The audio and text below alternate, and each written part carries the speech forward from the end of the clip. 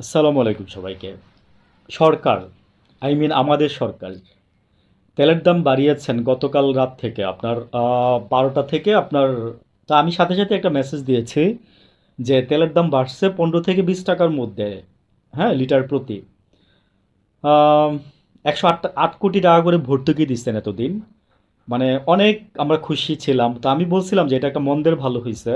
ভর্তুকি তো আমাদেরই টাকা, আমাদেরই ট্যাক্সের টাকা ভর্তুকি দিচ্ছেন। তা আমি বলছিলাম ওই সেন্সে যে চোর চুরি করে না নিয়ে যাওয়ার চেয়ে যদি কিছু টাকা যদি ভর্তুকি দিয়ে যদি বাংলাদেশের মানুষের যদি তেলের চাহিদা মিটাইতে পারেন তাও ভালো। ভর্তুকি দেওয়াটা কোনো মানে একদম আহামরি ভালো কোনো কাজ না সরকারের জন্য।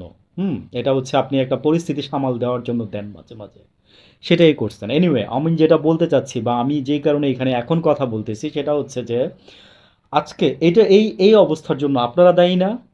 আপনারাই তো দায়ী।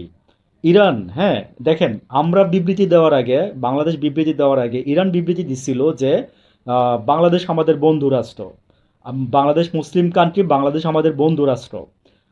বাংলাদেশে জাহাজ আসতে কোনো সমস্যা কখনোই হইতো না।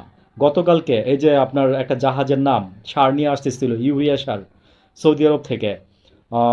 জয়যাত্রা, বাংলা বাংলার জয়যাত্রা, এই ধরনের একটা জাহাজ, হ্যাঁ, সবাই জানেন এগুলো। আমি মুখস্থ করে রাখি না যে আমি এখানে এসব বলবো। মাঝে মাঝে জাস্ট মনের তাড়না থেকে কথা বলি আর কি। আটকাই দিছে জাহাজটা কালকে রাত্রে 11টা বাজে, আপনার 11:30 বাজে আপনার এই যে ইরানের কাছে আসছে, ইঞ্জিন বন্ধ করো। জাস্ট একদম চলে আসছে মেসেজ। ইঞ্জিন মানে পারে নাই, শিপিং কর্পোরেশনে যারা আছে তারা আনতে পারে না জাহাজটাকে। পরে আবার চলে গেছে সৌদি আরব। আর এটা এটা মানে 10-15 মিনিট করে ঘটা করে মনে করেন যেগুলো মেসেজ মানে পৌঁছাই দিচ্ছে মানুষের কাছে অনেকগুলো মিডিয়া ডকুমেন্টারি করে করে।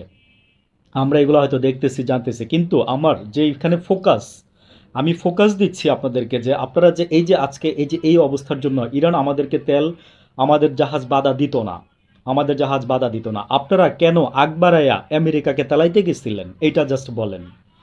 আমি জাস্ট ফোকাস দিলাম এই জায়গাটাতে যে আপনারা আমেরিকাকে কেন তেলাইতে গেছিলেন। দরকার ছিল না তো। এত এত এত কাঁচা রাজনীতি, এত ভূ রাজনীতি বুঝেন না আপনারা, জিও পলিটিক্স বুঝেন না।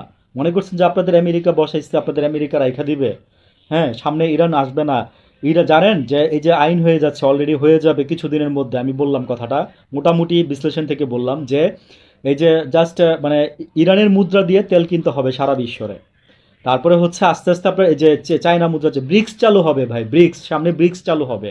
আমি এই কথাটা আরো 3 বছর আগে, 4 বছর আগে বলছি যে সামনে ব্রিক্স চালু হবে। আমেরিকার পাত্তাও থাকবে না 200-250 বছর। মানে সরি, ভিডিও বড় হচ্ছে, ভালো থাকবেন।